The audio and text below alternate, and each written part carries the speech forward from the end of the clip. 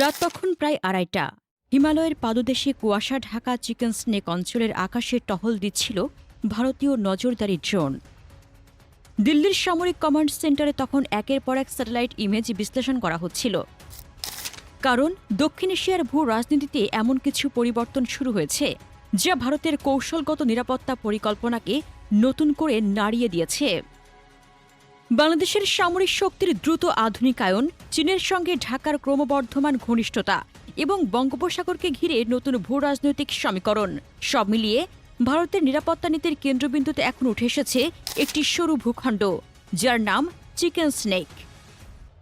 ভারতের উত্তর পূর্বাঞ্চলের প্রবেশদ্বার হিসেবে পরিচিত শিলিগুড়ি করিডর দীর্ঘদিন ধরেই দিল্লির সবচেয়ে বড় কৌশলগত দুর্বলতা।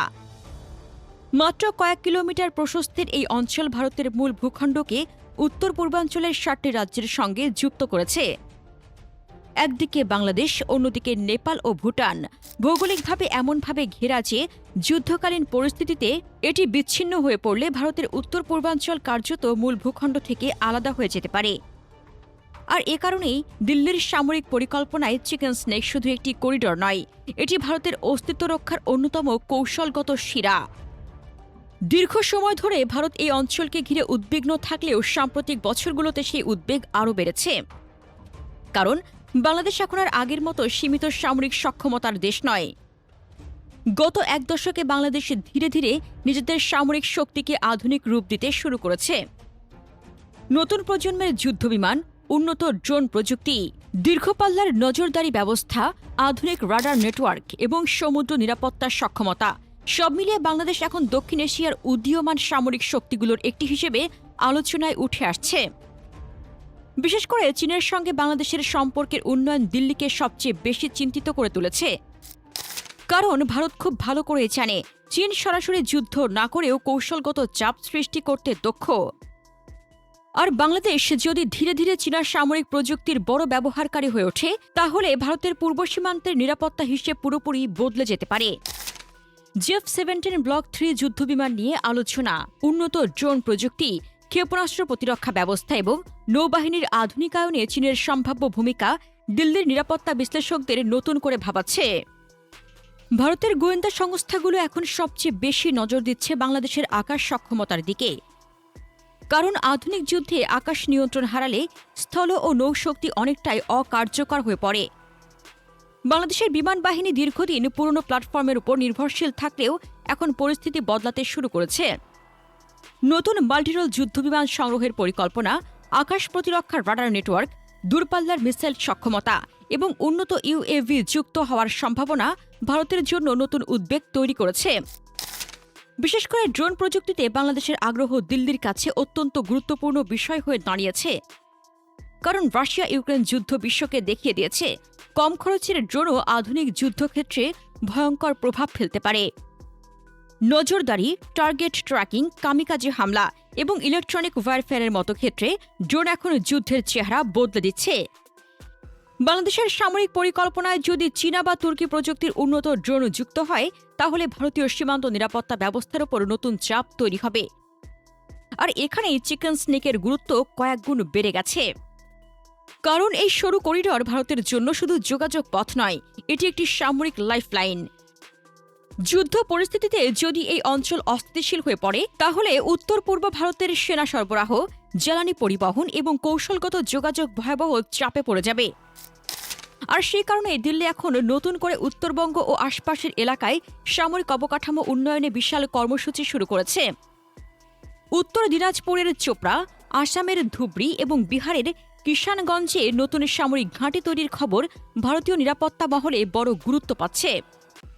শুধু ঘাঁটি নয়, সেখানে উন্নত ক্ষেপণাস্ত্র প্রতিরক্ষা ব্যবস্থা, নজরদারি প্রযুক্তি এবং দ্রুত মোতায়েনযোগ্য বিশেষ বাহিনী রাখার পরিকল্পনাও চলছে বলে জানা গেছে। ভারত বুঝতে পারছে ভবিষ্যতের যুদ্ধ আর শুধু সীমান্তে বন্দুকযুদ্ধ হবে না, এটি হবে প্রযুক্তি, আকাশ নিয়ন্ত্রণ এবং তথ্যযুদ্ধের লড়াই।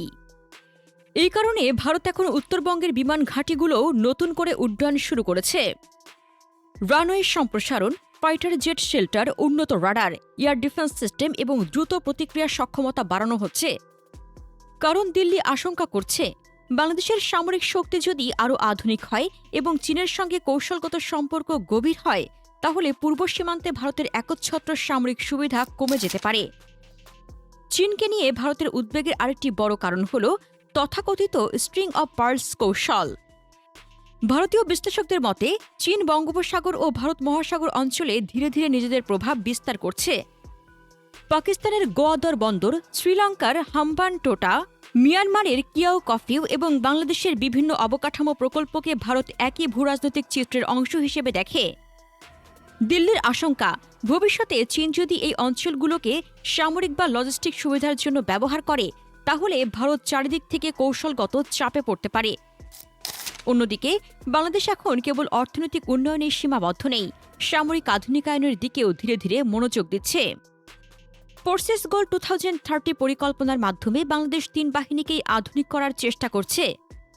নতুন যুদ্ধবিমান, উন্নত নৌ সক্ষমতা, সাবমেরিন, আধুনিক আর্টিলারি, ড্রোন এবং সাইবার সক্ষমতা নিয়ে কাজ চলছে। যদিও এই সক্ষমতা এখনও ভারতের তুলনায় সীমিত, কিন্তু দিল্লির উদ্বেগের কারণ হল বাংলাদেশ দ্রুত পরিবর্তিত হচ্ছে। ভারতের জন্য সবচেয়ে বড় ধাক্কা হতে পারে যদি বাংলাদেশ ভবিষ্যতে পূর্ণাঙ্গ নেটওয়ার্ক কেন্দ্রিক যুদ্ধ সক্ষমতা অর্জন করে। কারণ তখন সীমান্তে শুধু সেনা সংখ্যা নয়, প্রযুক্তিগত সক্ষমতায় মূল ফ্যাক্টর হয়ে দাঁড়াবে। বাংলাদেশের যদি উন্নত AES এর radar, BVR missile, data link system এবং ইলেকট্রনিক ওয়ারফেয়ার প্রযুক্তি যুক্ত হয়, তাহলে আকাশ যুদ্ধে ভারতের পূর্বাঞ্চলীয় কমান্ডকে নতুন বাস্তবতার মুখোমুখি হতে হবে। দিল্লি তাই এখন দ্বিমুখী কৌশল নিচ্ছে, একদিকে সামরিক শক্তি বৃদ্ধি, অন্যদিকে উত্তরবঙ্গকে অর্থনৈতিক ও অবকাঠামোগতভাবে শক্তিশালী করা। কারণ ভারতীয় গোয়েন্দা মহল মনে করে শুধু সেনা মোতায়েন দিয়ে চিকেন স্নেকের নিরাপত্তা নিশ্চিত করা সম্ভব নয়।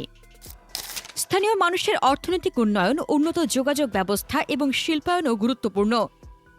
তাই 4 লেন সড়ক, বিকল্প পাহাড়ি রাস্তা, আধুনিক বিমানবন্দর, রেললাইন এবং গুদামজাত কেন্দ্র তৈরির কাজ দ্রুত এগিয়ে নেওয়া হচ্ছে। শিলিগুড়িকে ভবিষ্যতে একটি বিশাল লজিস্টিক ও সামরিক হাবে পরিণত করার পরিকল্পনা করছে দিল্লি, কারণ যুদ্ধকালীন পরিস্থিতিতে দ্রুত সেনা ও সরঞ্জাম সরানোর জন্য শক্তিশালী অবকাঠামো অত্যন্ত জরুরি। পাশাপাশি আন্তর্জাতিক বাণিজ্যের কেন্দ্র হিসেবেও এই অঞ্চলকে গড়ে তুলতে চাইছে ভারত। নেপাল, ভুটান ও বাংলাদেশের সঙ্গে বাণিজ্য বাড়িয়ে অর্থনৈতিক নির্ভরতা তৈরির কৌশলও এর অংশ। কারণ ভারতের কৌশলগত পরিকল্পনাবিদরা খুব ভালো করেই জানেন ভবিষ্যতের দক্ষিণ এশিয়া হবে সম্পূর্ণ ভিন্ন বাস্তবতার। চীন দ্রুত সামরিক প্রযুক্তিতে এগিয়ে যাচ্ছে, পাকিস্তান সেই প্রযুক্তির প্রধান সহযোগী হয়ে উঠছে, আর বাংলাদেশে ধীরে ধীরে নিজেদের সামরিক সক্ষমতা বাড়াচ্ছে। এই ত্রিমুখী বাস্তবতার মাঝখানে ভারতকে এখন নিজেদের দুর্বল জায়গাগুলো নতুন করে শক্তিশালী করতে হচ্ছে। একসময় ভারত মনে করত দক্ষিণ এশিয়ায় তাদের সামরিক শ্রেষ্ঠত্ব চ্যালেঞ্জ করার মতো শক্তি খুব কম, কিন্তু সময় বদলেছে। প্রযুক্তির যুগে ছোট দেশও আধুনিক অস্ত্র ও কৌশলের মাধ্যমে বড় শক্তিকে চাপের মুখে ফেলতে পারে।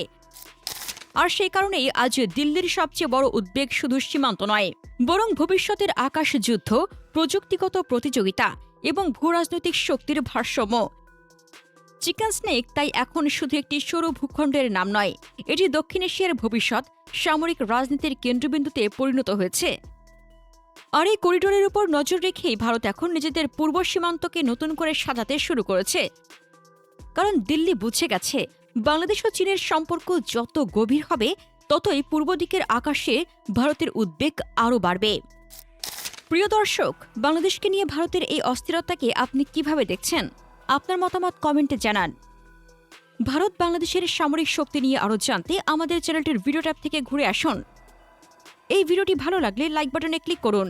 ভিডিওটি আপনার বন্ধুদের সাথে শেয়ার করে তাদেরকেও ভিডিওটি দেখার সুযোগ করে দিন। ধন্যবাদ।